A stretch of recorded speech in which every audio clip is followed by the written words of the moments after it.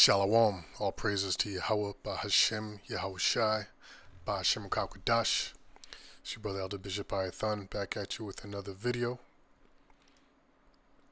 Through the spirit, power, and spirit of Yahweh, Bahashem, Yahushai, Bahashem Kakwadash. It's the name of the Heavenly Father and His Son, in the name of the Holy Spirit.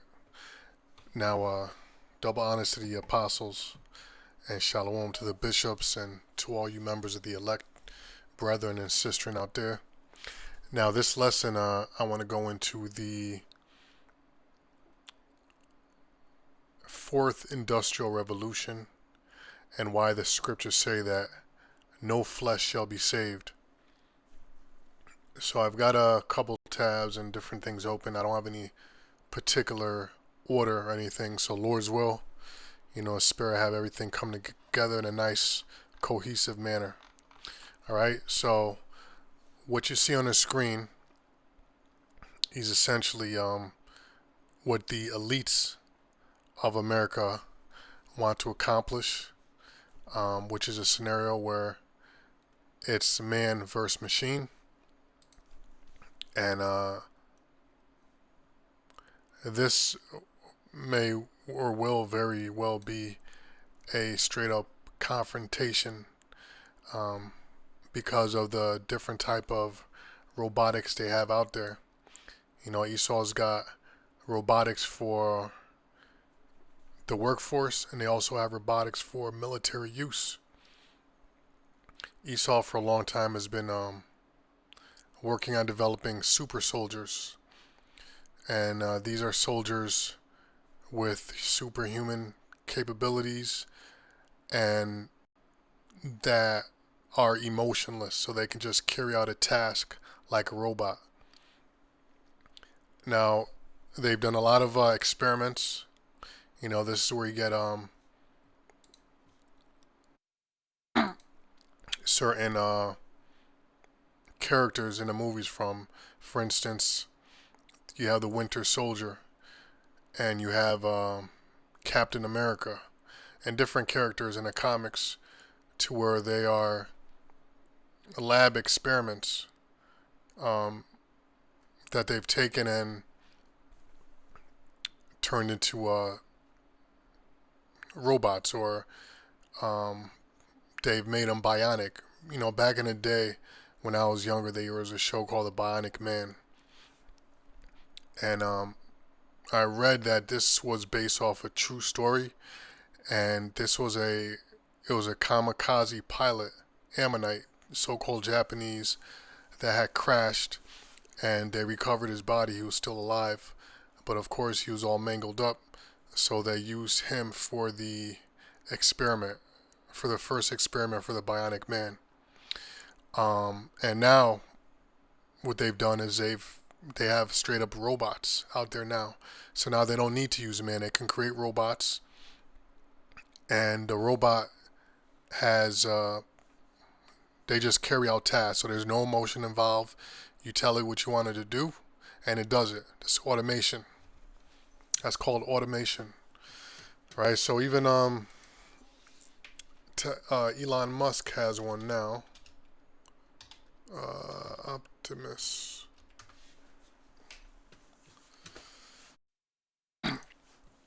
Right here. So you have Optimus by Tesla. Right here. And this is supposed to be like a retail version that anybody could buy. And I believe I forgot what year they said it's going to be available, but it's very soon if the Lord allows this thing to come out. But you've seen robots like this, or androids, in many movies. Going back to when I was younger, the second Aliens. You had Alien, then you had Aliens, and I believe the first one had an android as well, but the second one is the one I really remember with the android. You have iRobot. Now, android is like you have cyborgs, and then you have androids, which your android, you can't tell if it's human or not. And they already have robots like this in China that they're messing with, which it looks just like a human. You can't tell that it's actually a robot, just like the Terminator. It's got skin on top of it. Now the Terminator had live skin, but what they have in China, they have robots with like latex skin, but it looks real. So anyway, Slakia, enough of the talking. Um, so what I want to dive into is a term I would like you brothers and sisters to be familiar with, and it's called the Industrial Revolution. And what is the Industrial Revolution? The Industrial Revolution was a period of significant economic, technological, and social change that began in the late 18th century and continued into the 19th century. It marked a transition from agrarian and craft based economies to industrialized and mechanized systems of production. The revolution had profound effects on nearly every aspect of society, reshaping economies, societies, and the environment. It is generally divided into two main phases. So basically, what the Industrial Revolution is the invention of machinery. So you're going from man doing manual labor to man using machines to do the labor for them. And we are right now in the fourth industrial revolution. So let me show a visual depiction. Matter of fact, excuse me, let's just go through it. So far there's, as I said, we're in the fourth revolution, industrial revolution, and this one is going to be the last one, the one that we're currently in, which is the fourth. The first industrial revolution, you see the date here, began in the late 1700s in Britain, and it was characterized by the transition from hand production methods to machines, the rise of factories and development of new technologies like the steam engine and mechanized cotton spinning. All right, and then these are the industries that, what's the word I'm looking for? Took advantage of the technology, for lack of better words. Then you had the second industrial revolution, which occurred from the mid 1800s to the early 1900s, mainly in the Western countries, which focused on mass production, like vehicles, electricity, like TVs and radio, and development of new technologies like the internal combustion engine, assembly lines, and telecommunications, which, by the way, all these were invented by Jakes. The combustion engine, assembly lines, and telecommunications, to which we have cell phones. These were all invented by Jakes. Key industries that took advantage or that were affected positively were steel, chemicals, electric equipment, and automobile. Now we have the third industrial revolution, the late 20th century, which is like where a lot of us that are my age, where we saw a lot of it, right? We were in high school and things like that. So this began in the 1970s, which was when, like I said, a lot of us were born, with the rise of digital technology and automation. I remember these. We started having like beepers, cell phones, internet, things like that. And then even just look at the car radio. Remember the car radio from when you were younger to what they are now. I mean, it went through all types of changes, from the pull-out, or they call it the Benzie box, to the face-off, from knobs and sliders for the faders, to now it's all hand touch screen, and then now it's even voice controlled. So we've seen all these technological advances which happened in a short period of time. So the key industries: electronics, computing, Apple Computer, Commodore, Hewlett Packard, these names you know now, and automation. Now the fourth industrial revolution, this is where we're at right now, the 21st century, currently underway. This revolution is driven by a fusion of advancements in fields such as artificial intelligence, AI, robotics, blockchain, 3D printing, and the Internet of Things, which means everything is connected via internet. And soon they want to connect bodies, humans. They want to connect your person to the internet. And this is where the MOTB comes in. The MOTB is part of the fourth industrial revolution. It is characterized by the merging of physical, digital, and biological worlds. Remember, I was mentioning the androids and the cyborgs.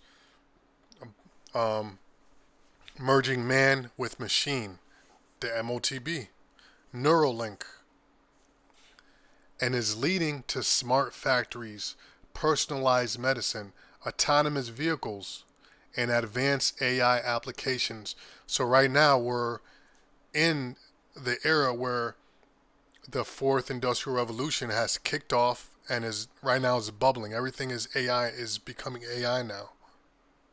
So we're actually living through this, okay? And every era, every kingdom has gone through this, these type of changes, through these revolutions, all right? Excuse me.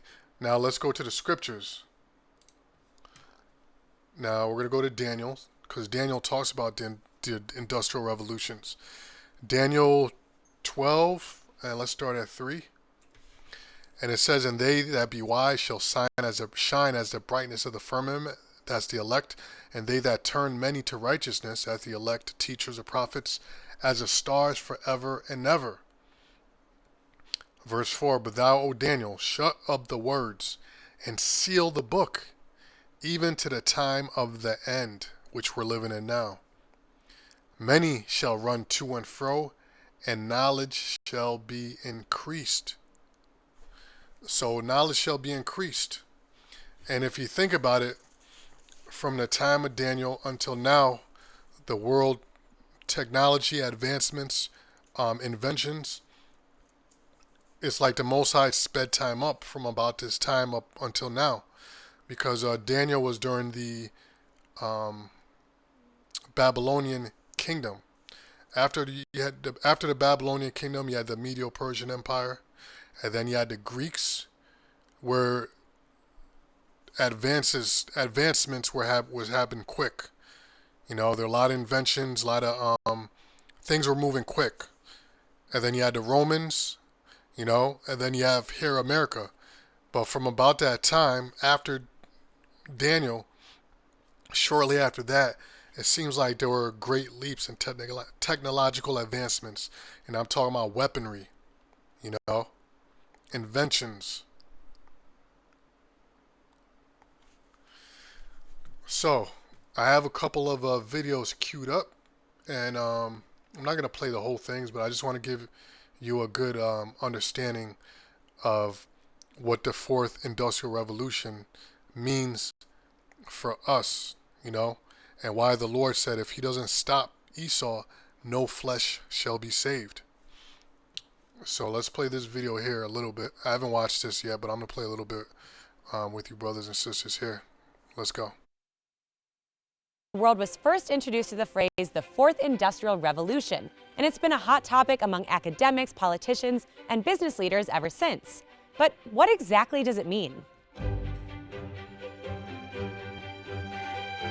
The term Fourth Industrial Revolution was coined by the founder of the World Economic Forum, a former professor named Klaus Schwab. Schwab wrote a book with that title to describe an era marked by a technological revolution that is blurring the lines between the physical, digital, and biological spheres. Let's break that down. Technologies like artificial intelligence, autonomous vehicles, or the Internet of Things are becoming ingrained in our day-to-day lives and even our bodies. Think of voice-activated virtual assistants, Face ID recognition, or healthcare sensors. Schwab first presented his vision of the Fourth Industrial Revolution at the World Economic Forum's annual meeting here in Davos in 2016. But to understand the idea, we need to go much further back in history, to Industrial Revolution number 1. The first Industrial Revolution started in Great Britain around 1760 and spread to Europe and North America through the early 1800s. It was powered by a major invention, the steam engine. The result? New manufacturing processes, the creation of factories, and a booming textiles industry. From the late 1800s, the Second Industrial Revolution was marked by mass production and new industries like steel, oil, and electricity. The light bulb, telephone, and internal combustion engine were a few of the major inventions of this era. The third industrial revolution, sometimes known as the digital revolution, occurred in the second half of the 20th century. In just a few decades, we saw the invention of the semiconductor, personal computer, and the internet.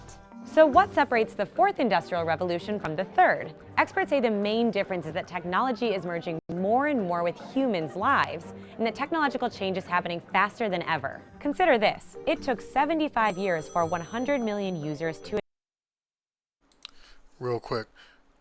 That's why the MOTB, the MOTB has to be inserted inside of you, because this era that we're in now is about merging man with technology. So the technology that we have now, while it's transitioning into the technology, into putting the technology inside of you, now the technology is wearable: smartwatches, smartphones, smart lenses. Now they have contact lenses that are smart. And now they have Google and Ray-Ban and other companies are coming out with smart glasses and smart goggles. So the technology now is wearable, but it will quickly transition, which is already there now actually. It's just they have to push the marketing harder. This is how they get people to accept the technology. They market it.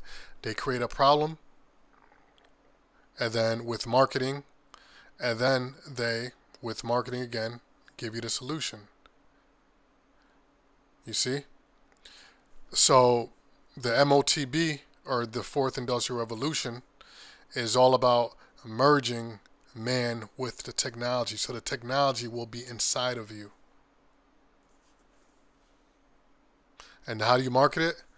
Well, check out the Neuralink. The Neuralink will help quadriplegics, people who can't move their limbs, people that have Alzheimer's, different mental illnesses.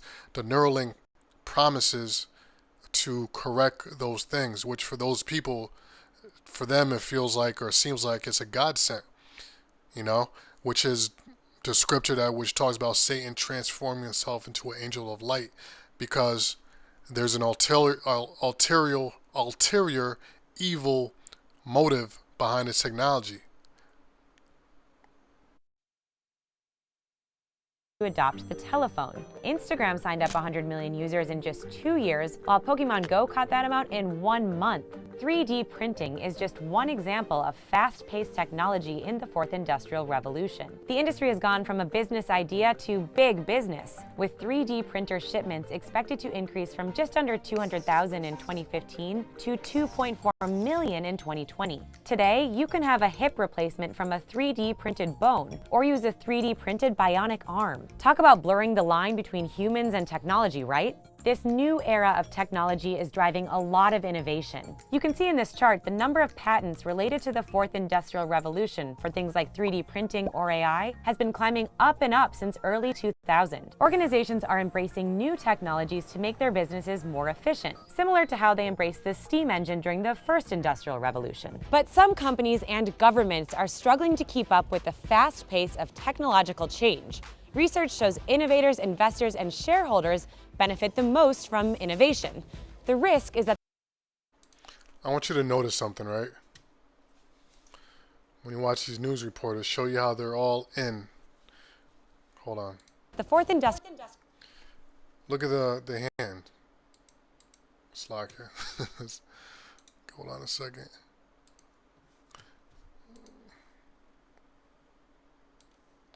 You see that, right?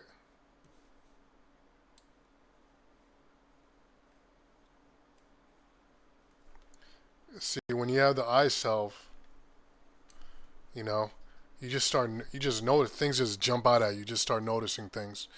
Watch the news. Watch when they're interviewing the president, senators, or different so-called political leaders or activists or anybody. And you watch and you'll just see this a lot. And, brothers that are seasoned already know and recognize this, but for anybody new, this is a symbol.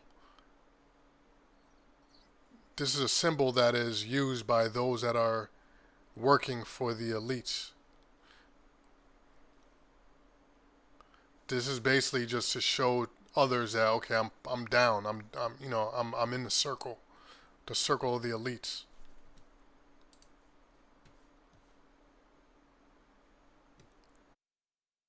Industrial revolution is making inequality, which is already a big issue, even worse. One study found billionaires have driven almost 80% of the 40 main breakthrough innovations over the last 40 years. Now I'm waiting to see if she gets into like robotics. Let me, because that's the main thing here. Maybe not. Okay. Yeah, so the fourth revolution, industrial revolution, includes what? Let me see if I can find robots. Automation, robots taking over everybody's jobs. The rise of machines sounds like Terminator, right? Wasn't there a Terminator called The Rise of Machines? Here we go. Robotics, the fourth industrial revolution.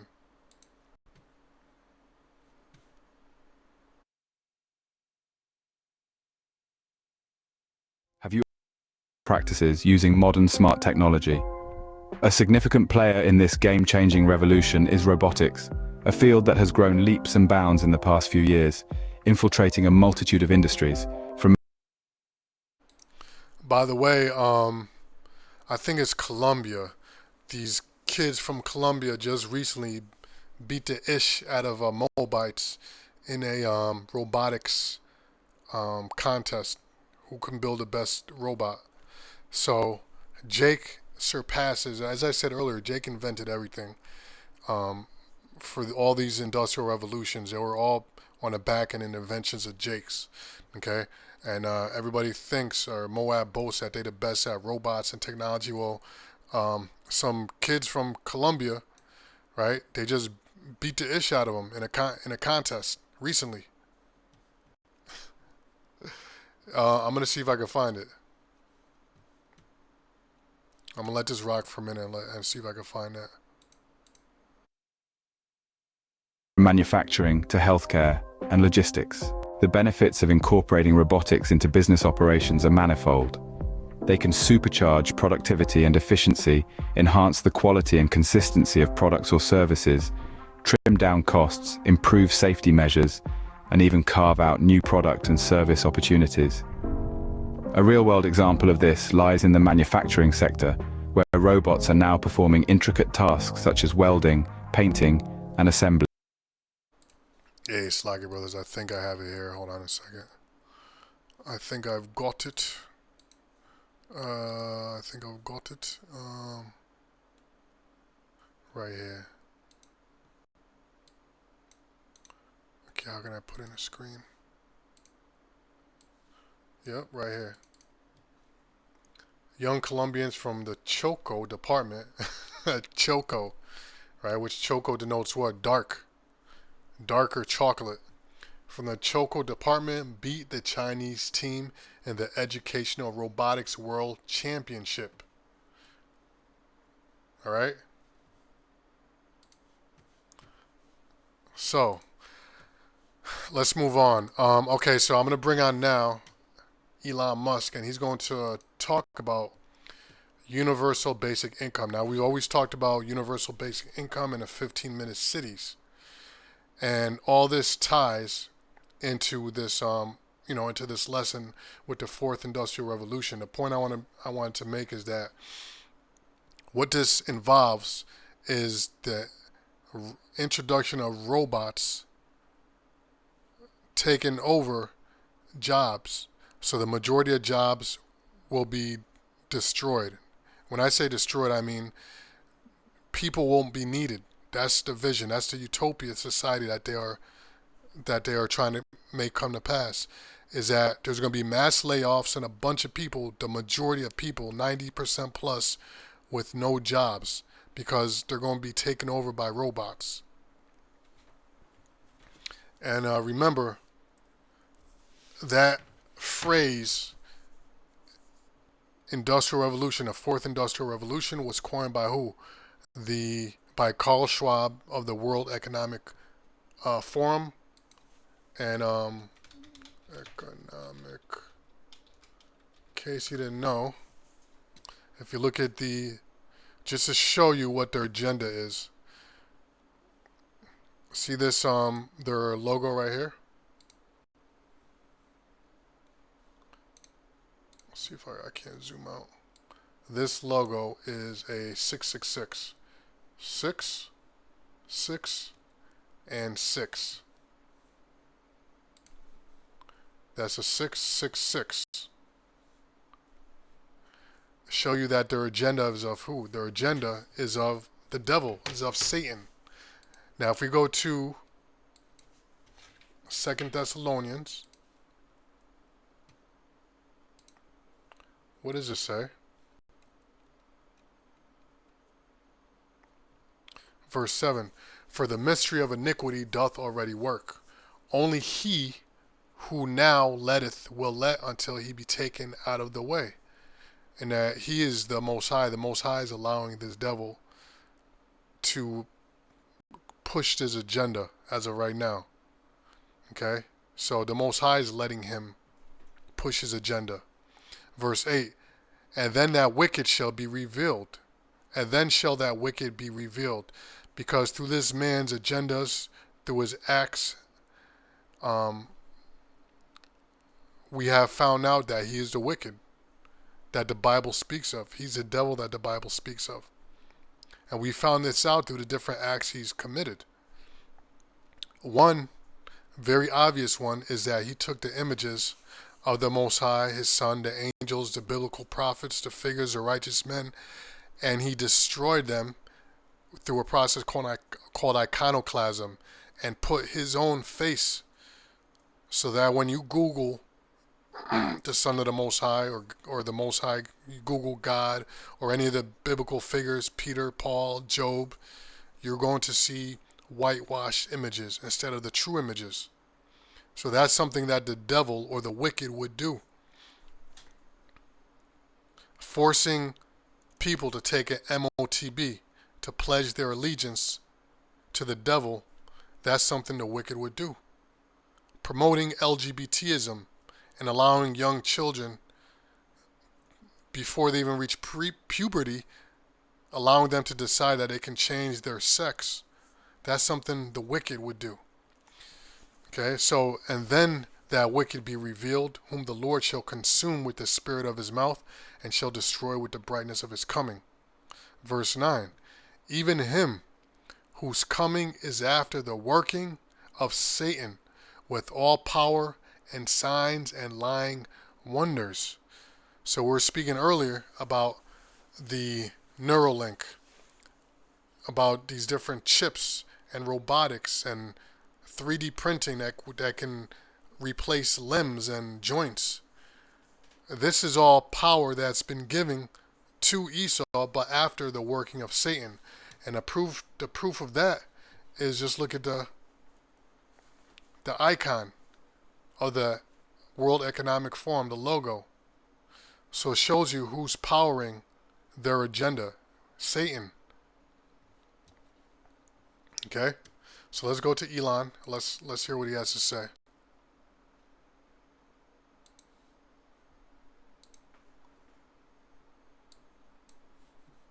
Jobs that a robot cannot do better. Okay. There will be fewer and fewer jobs that a robot cannot do better. Okay. What to do about mass unemployment?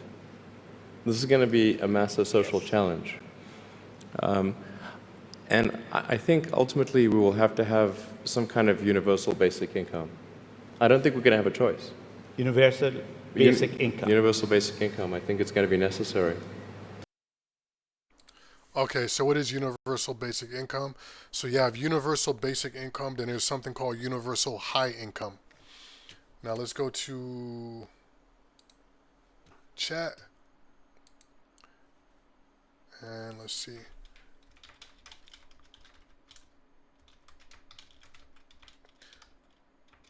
They also call it UBI. So if you ever hear a politician or somebody say UBI, they're talking about the universal basic income. Then there's UHI, universal high income. Okay, there it goes. UBI is a policy proposal in which all citizens or residents of a country receive a regular, unconditional sum of money from the government, regardless of their income, employment status, or wealth. The idea behind UBI is to provide everyone with a financial safety net that ensures a basic standard of living. Unconditional payments, UBI is provided without means, testing, or work requirements, meaning everyone gets the same amount whether they are poor, employed, or unemployed. Regular and predictable, universal basic standard of living, blah, blah, blah. So basically, this is something that you do to slaves. Now remember, during the time of slavery, they gave them just enough so that they can work. So this is, another word for this is slavery. And with this, they can control you. And this is why they want to use the MOTB, because in the MOTB, they can turn it on, they can turn it off. They can flick it on, they can flick it off. The switch. So you can turn it on, they can turn it on so you can buy food, sell food, or they can turn it off so you can't buy or sell anything. And they'll do that through this universal basic income. Then there's universal high income.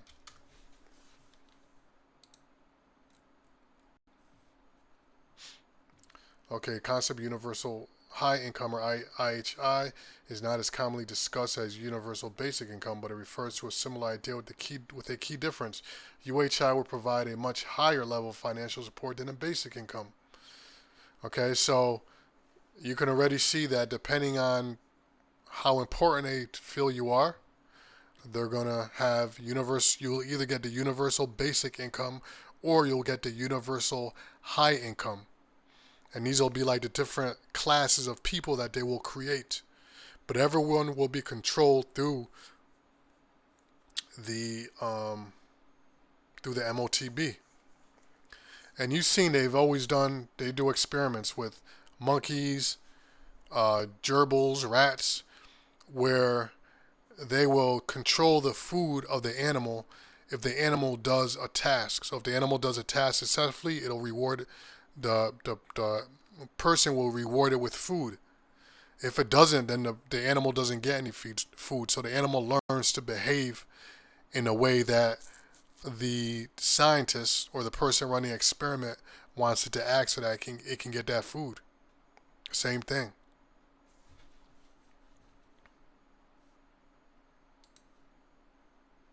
Necessary.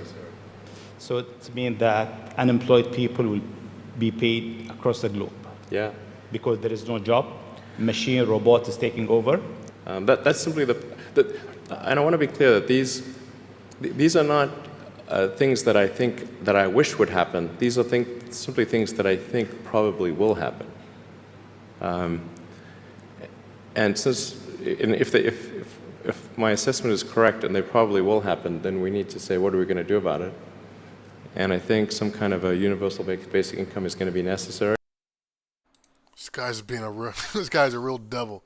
He's trying to go around, under, over. I mean, just come out and say it. The universal income is going to be implemented. People are going to lose their jobs and have to bow down to the MOTB. Just come out and say it. And you can see this guy's like he's hopping the fence. He's going underneath. He's going all in circles to say, just come straight. Income is going to be necessary. Now, the output of goods and services will be extremely high. So with automation, there will come abundance. There will be almost everything will get very cheap. Now, this reminds me of the scripture in the Apocrypha when it says that the victuals should be so good cheap that people shall think to be in good case. And that's because if they replace people with robots don't get sick, they don't need a break, and once they learn something, they could do it very quickly. And so 24/7, they're going to be producing stuff, and they don't have to pay the robots. They just plug them in, they charge them, very low cost. Their ROI, or return on investment, is very, very high. And again, this is all about money, because you take the people out of the way, The robots don't complain. They don't need time off, anything like that. They just work 24/7. So you can make products very, very, very cheap. And it'll be a never-ending circle. It'll be a never-ending cycle because people will receive only a certain amount that you designate, the basic income or the high income, depending how much the government likes them. And that money is just going to be circulating back and forth, which is not going to be real money anyways. It's credits. So basically, people are just going to be in slavery. But when these mass layoffs happen, they're going to have to do something with all these extra people. I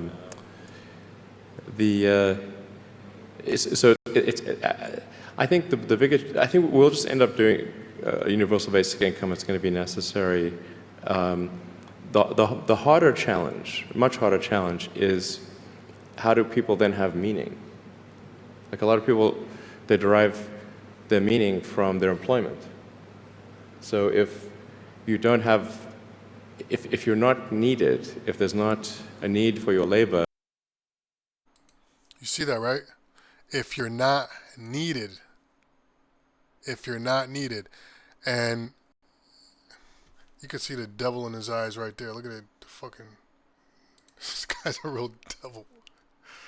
Hey, you can see the devil in his eyes right there.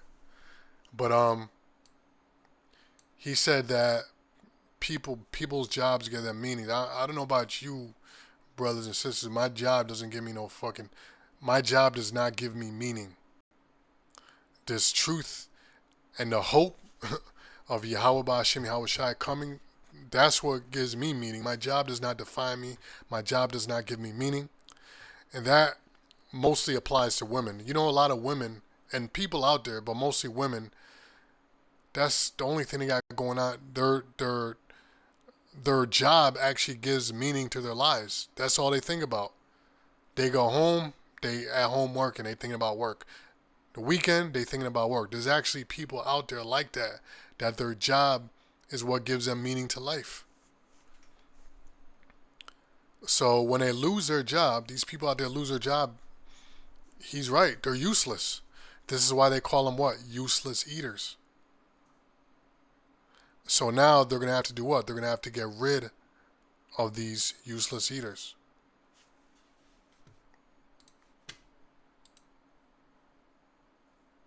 Oh, hold on.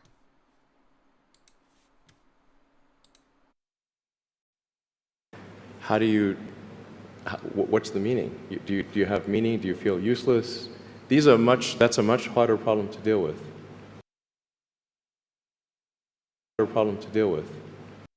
It used to be much more balanced. Like if you look at sort of political, there will be.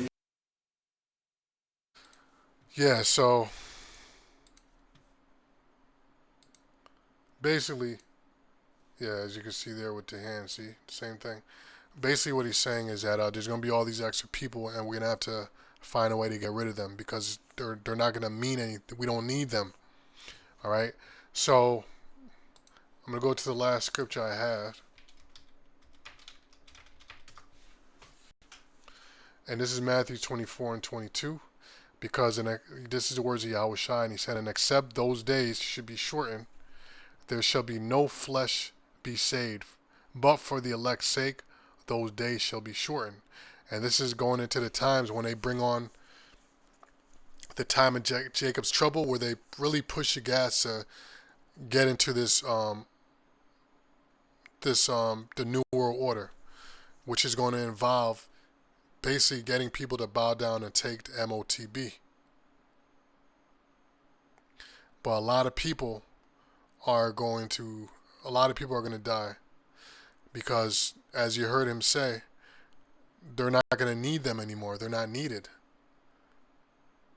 So as I said earlier in this lesson, they've got robots for different purposes. They got robots for work, and then they've got for the workforce, for the factories, but they also have robots for military purposes. So anyway, with that, Lord's will, this was edifying, and maybe I'll do something else, another lesson going into like the robots and the Terminators and the robots that they have that they can use to get rid of these useless eaters. And with that, I'm going to say Shalom. All praises to Yahweh. Ba'ashem Yahushua. Ba'ashem Ukavadash. Shalom.